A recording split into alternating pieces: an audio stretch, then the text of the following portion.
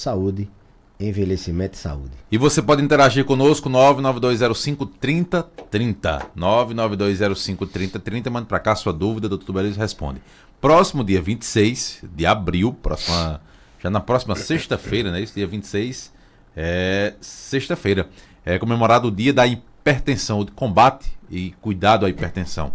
E a grande pergunta que nós podemos fazer é, e no idoso, o que muda? Muda alguma coisa, doutor Belísio? É necessário um cuidado, uma atenção ao idoso quando o assunto é hipertensão? Pois bem, muda porque 70% das pessoas, em média, hipertensas são idosas, né? Então, combater a principal causa de infarto, a principal causa de AVC, o principal fator de risco cardiovascular, que é a hipertensão, é importante, já que a grande maioria dos hipertensos são idosos. Então, o cuidado com a hipertensão na terceira idade também é importante. Entretanto, algumas coisas a gente deve levar em consideração. Primeiro, dividir que idoso você está lidando. Lembrar que o idoso, ele não só é a pressão. Muitas vezes a gente tem um paciente idoso que é hipertenso e a concentração toda é só na hipertensão. Ela requer, sim, uma canalização de energias importante, mas ele não é só a hipertensão. Dividir esse idoso, ele é um idoso robusto, é um idoso independente, autônomo, que ainda faz suas atividades cotidianas, trabalha, faz sua atividade física, enfim. E o idoso frágil, aquele idoso mais vulnerável, com muitas comorbidades, aquele idoso com limitações na marcha, dificuldade de se alimentar. Então, qual é o idoso que a gente está lidando? É aquele, eu sempre digo, é aquele idoso mais jovem, adolescente, ou é aquele idoso já bem idoso, né? Então, a gente tem que primeiro dividir. Os cuidados são diferentes. Nesse idoso mais robusto, que não tem outras comorbidades, é independente, a gente tem que seguir o que a gente faz no adulto jovem. Controlar essa hipertensão, seja com mudança de estilo de vida associado a medicamento, de forma mais rigorosa, de forma mais agressiva, podemos dizer, com o controle dos níveis pressóricos, ou seja, o valor da pressão mais baixo um pouco, ali com a meta em torno de 12/8, que é o que o pessoal chama, na verdade, 11/7 seria o ideal e assim por diante, a depender das comorbidades e de outros fatores. Então a gente é mais rigoroso. A gente diz à família, o mesmo paciente, aí esse paciente a gente tem que ter um controle rigoroso na dieta, com pouco sal, um controle rigoroso para evitar enlatados, esses alimentos que o hipertenso não pode se alimentar. Ele tem que fazer uma mudança de estilo de vida de verdade e a gente tem que apertar o passo com o medicamento para que ele esteja em uma meta. A gente calcula mais ou menos ali qual é a meta do nível de pressão. No idoso mais frágil, aliás, no idoso frágil, aquele idoso mais vulnerável, aquele idoso que tem incontinência urinária, naquele idoso que cai, naquele idoso que já tem Alzheimer, naquele idoso que tem múltiplas outras patologias, a gente pensa um pouco diferente. A gente vai mais devagar quando, né, a gente vai um pouco menos agressivo, não só nas medidas não farmacológicas, e aí a dieta não precisa ter uma restrição tão grande, porque às vezes a gente orienta no idoso mais autônomo ou no adulto jovem perder peso, tirar o sal e assim por diante. Esse idoso ele não pode perder peso, o idoso frágil. Ele não pode estar com essa dieta de perda de peso agressiva, ele já é frágil, né? Ele pode entrar, não é que a gente vai liberar o sal, mas se você tirar esse sal abruptamente, se você for mais agressivo com a dieta, ele pode entrar em desnutrição. Então, a desnutrição no idoso frágil é um marcador muito complicador de sua saúde. Os níveis pressóricos desse paciente são um pouquinho mais toleráveis. A gente mantém ele ali em torno de 14, 15, a sistólica, a diastólica, que é a mínima, em torno de 9. Então a gente é mais conivente com níveis de pressóricos. A gente até diz às famílias, olha, 14, 15, não se apavore. É o que a gente preconiza para ele, é o que as diretrizes, as orientações internacionais, americana, europeia e a brasileira também, recomendam no idoso frágil a gente ter um controle pressórico um pouco acima do que no adulto jovem. Então, saber disso é importante, não precisa estar toda hora essa pressão 10, 11, muito baixa não. Tem que ser um pouquinho mais flexível. Além disso, além dessa meta terapêutica ser um pouco diferente, a gente tem que ter cuidado nos medicamentos que a gente vai passar. Se é um medicamento que vai facilitar uma hipotensão ortostática, aquela queda de pressão quando ele muda de posição, quando ele fica em pé, ou às vezes quando ele vai se alimentar, ele quer desmaiar porque a pressão caiu. Tem alguns medicamentos para pressão que são mais intensos nesse aspecto de hipotensão ortostática. Não adianta ter uma pressão controlada com um idoso que tem essa queda de pressão, fratura um fêmur e aí a coisa fica muito complicada. Então, os medicamentos para pressão tem que ser bem selecionados. Medicamentos que podem alterar, por exemplo, a incontinência urinária, ou seja, o idoso fica perdendo urina com muita facilidade. Não é que ele urine mais, não, isso não é problema. É que ele perde muita urina sem sentir, sem querer. Vai no banheiro, dá vontade de ir no banheiro, ele tem que sair correndo. Ou ele não consegue segurar bem, transborda. À noite precisa ir no banheiro e está tomando um diurético, um medicamento para pressão, que facilita ele várias vezes à noite no banheiro, ele perde o sono, à noite para ir no banheiro o risco de cair é muito grande, ele pode escorregar na própria urina. Então o medicamento que a gente vai prescrever também tem que ser pensado nesse idoso, tem que ser individualizado, porque como eu falei anteriormente, ele não só tem a hipertensão, ele tem a incontinência urinária, ele tem mecanismo de hipotensão ortostática, ele não se hidrata bem, e você controlar uma hipertensão num paciente que não ingere líquido, bastante líquido, isso é um fator que pode complicar o tratamento da hipertensão. Então tem que ser individualizado, porque ele tem outras comorbidades, tem outros adendos, tem, por exemplo, doença renal crônica, alguns antihipertensivos também tem o seu limite, a gente tem que controlar mais rigorosamente, mais determinado ponto da doença renal, a gente tem que ter cuidado. Ele tem osteoporose, tem alguns medicamentos, como eu, por exemplo, falei, alguns diuréticos, que eles são melhores, por exemplo, para o osso, outros são piores, alguns podem ser melhores para diabetes, outros podem ser piores para diabetes.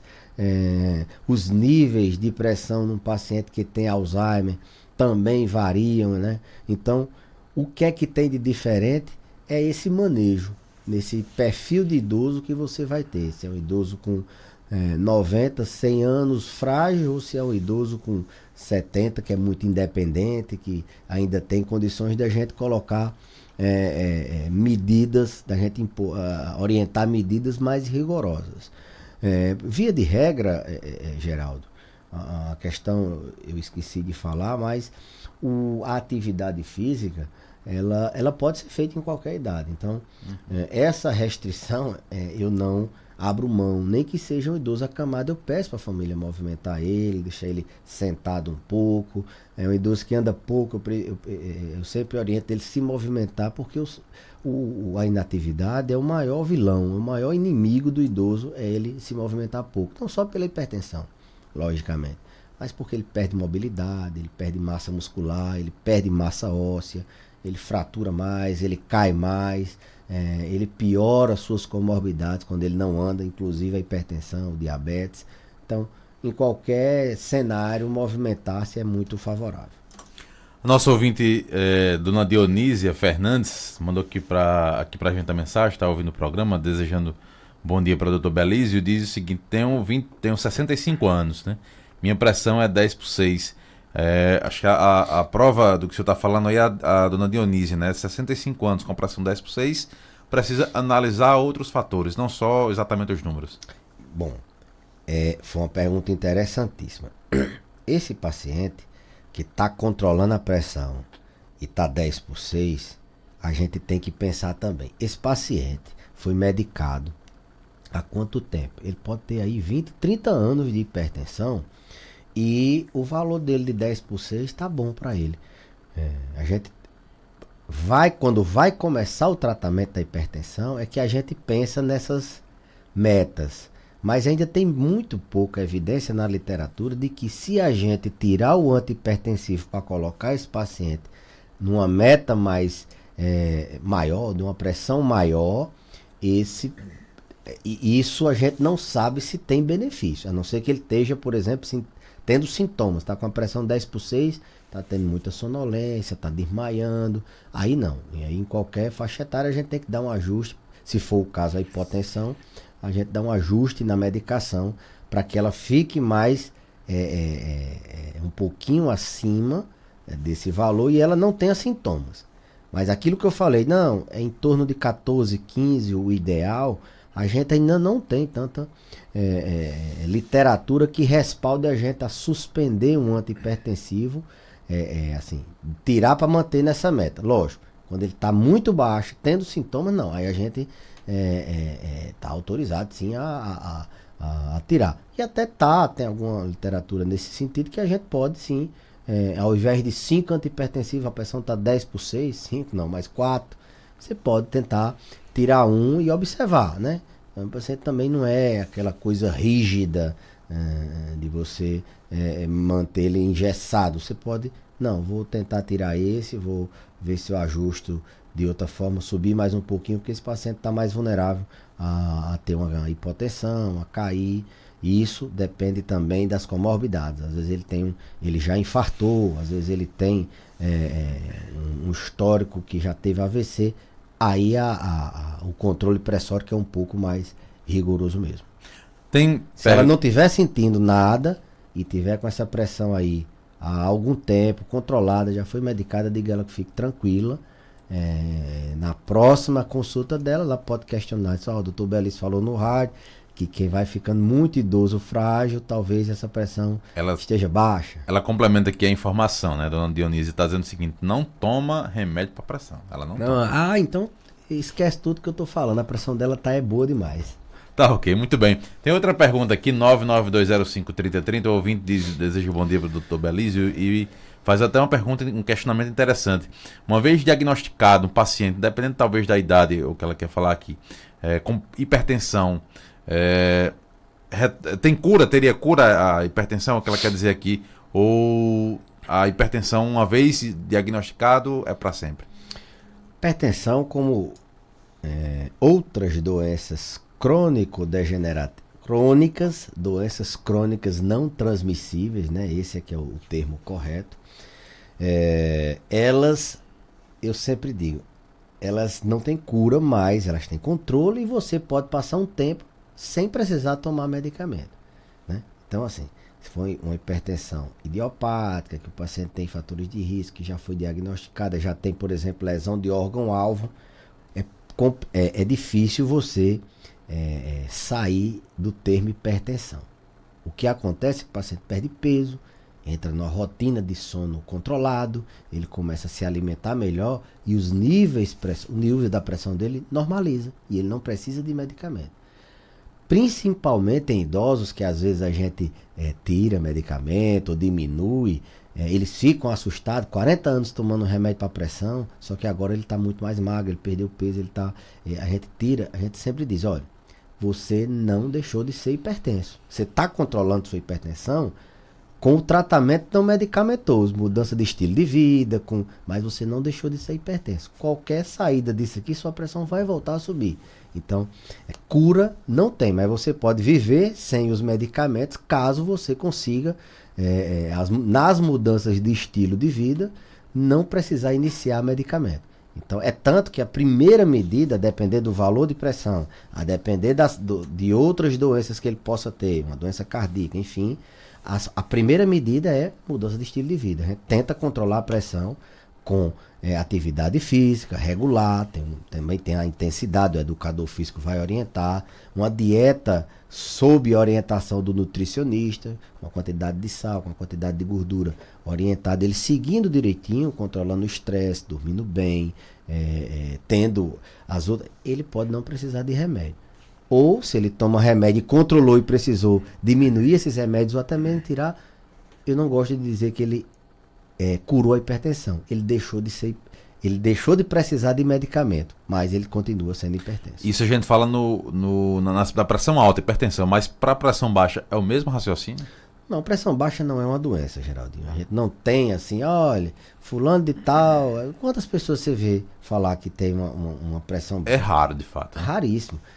Ele pode ter níveis de pressão arterial um pouco mais baixo do que o normal. Se ele não sente nada, não tem problema. Agora, se o paciente tem sintomas, quais são os sintomas da pressão baixa? Sonolência, às vezes quer desmaiar. A gente tem que investigar alguma causa, mas não é uma doença crônica não transmissível como a hipertensão. Ela não gera, por exemplo, a hipertensão, eu disse a você que infartava, que dava AVC, que agride o rim, da insuficiência renal. A hipotensão não, é pontual. É porque a mulher está no período menstrual, é porque o idoso está perdendo sangue por algum canto, ele está desidratado, a pressão está baixa. Ele sempre teve pressão baixa e agora está mais baixa. É alguma coisa que está acontecendo que você precisa modificar para que ele não tenha essa pressão tão baixa ou que ele não fique sofrendo com uma queda de pressão. Mas é outro departamento, não entra como uma doença crônica não transmissível, não. Nos idosos, na maioria das vezes, a gente consegue encontrar uma causa que está fazendo a pressão baixar muito. Desde medicamentos, não só os medicamentos da pressão, mas tem medicamentos que favorecem a pressão ficar muito baixa. Passando por hidratação, não ingere bastante líquido, a pressão baixa, por sangramento, a pressão está baixando porque ele está sangrando, porque ele está com anemia, porque ele está com. Ele tem uma quantidade de varizes, veias dilatadas nas pernas que facilita esse sangue ficar retido nas pernas. E isso dificultar a pressão dele normalizar quando ele muda de posição. Então, hipotensão, a pressão baixa, ela tem geralmente uma causa que responde por essa pressão baixa. Voltando ao assunto dos cuidados. Diferente da hipertensão, que é uma doença que não, isso é por isso, é por aquilo, não. Hipertensão idiopática é porque você tem genética para ter a pressão alta. Voltando aqui aos cuidados com a hipertensão em pessoa idosa, você teria um conselho geral, uma dica geral para a família, sobretudo, para o cuidador do idoso, para dar a eles? Primeiro, não deixar para verificar a pressão só quando vai no consultório. Até domingo, acho que foi no Fantástico, teve uma reportagem, fizeram uma reportagem sobre como você monitorar sua pressão em casa. Às vezes a gente até orienta o paciente. Tem alguns aparelhos, aqueles aparelhos digitais do braço, aquele que coloca no braço e não aquele que coloca no punho, que são validados para você monitorar em casa a sua pressão. Não é para você ficar verificando de hora em hora, nem várias vezes ao dia se você está com a pressão controlada, mas quicular uma vez por semana, em situações normais, situações que você está bem. Não é só para verificar, quando deu uma tontura eu verifiquei minha pressão, a pressão estava alta. Quando a pessoa fica tonta, a pressão sobe mesmo. Entendeu? Então não é que a pressão deu a tontura. Então, primeiro, quem tem um idoso, ter algum aparelhinho para ficar verificando. Esses aparelhos, inclusive, eles têm memória. E anotar. Se não tiver a memória, você anota num papelzinho tal dia. Faz parte da rotina. Uma vez ou duas vezes por semana, ou três. Se quiser todo dia, não tem problema. O que não pode é ser excessivo. Tem paciente que aqui a gente pega, ele, eu verifico minha pressão, se ela estiver alta, eu tomo um remédio. Não é assim, não. Não é assim. Você verifica, anota, leva, que isso faz muita diferença. Principalmente no diagnóstico. Às vezes a gente tem aquela hipertensão do jaleco branco, aquele paciente que a pressão sobe quando ele vê o médico. Então, tem esse viés em casa, tá normal. Então, isso já ajuda a gente. E verificar a pressão em condições adequadas, né?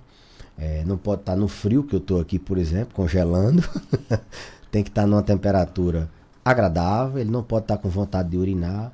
ele não pode ter ingerido uma bebida estimulante, café, por exemplo, pelo menos meia hora antes.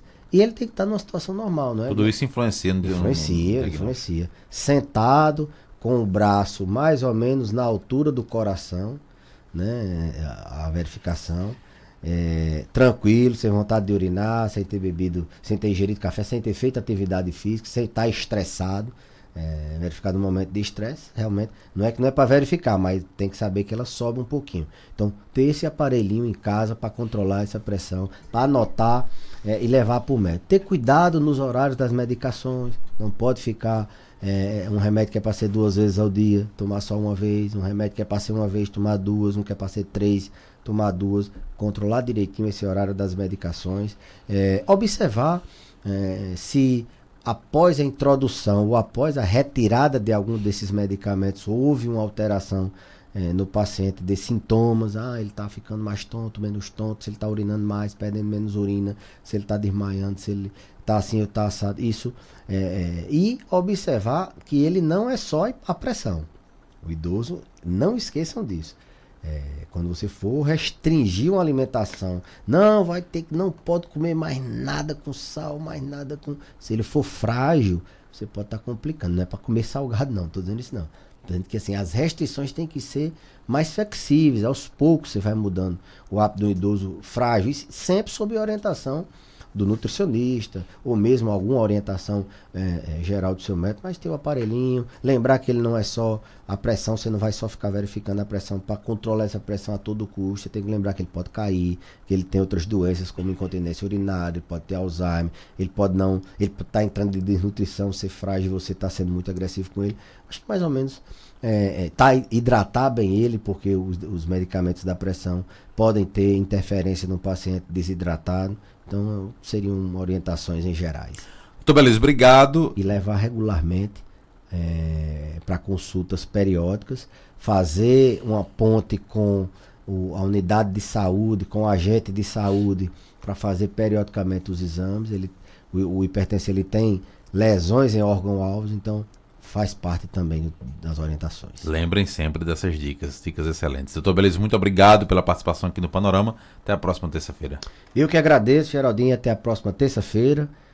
Parabenizar seu Palmeiras, que conseguiu empatar com o nosso Mengão. Não foi o contrário, não?